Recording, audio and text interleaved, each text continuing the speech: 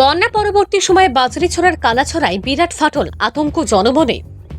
বন্যা পরবর্তী সময়ে লোয়ারপোয়া ব্লকের বাজারিছড়ার কালাছড়া কালাচাঁদ বাড়ি সংলগ্ন লোয়ারপোয়া কানমন সড়কের পাশে বিরাট ফাটল ধরেছে।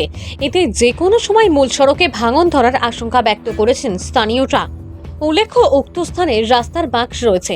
তাছাড়া সড়কের এক পাশে রয়েছে লঙ্গাই নদী, অপর পাশে ছড়া বয়ে গেছে। তাই এই ভাঙন যদি বেড়ে যায় তাহলে সড়ক বন্ধ হওয়ার পরিস্থিতি সৃষ্টি হতে পারে বলে অভিমত জনগণের। সড়কের ভাঙনটি রয়েছে ছড়ার পাশে। সম্প্রতি কয়েকদিনের টানা বৃষ্টিতে নদী ও ছড়ার জল হেপে ফুলে মিনি বন্যার আকার ধারণ করেছিল। পরবর্তীতে যখন জল ধীরে ধীরে কমতে শুরু করে তখন এই ফাটল দেখা দেয় বলে স্থানীয়রা জানান। ওই সড়ক পথটি লোয়ারপোয়া রাঙামাটি ভায়া কানমনের একমাত্র সড়ক পথ।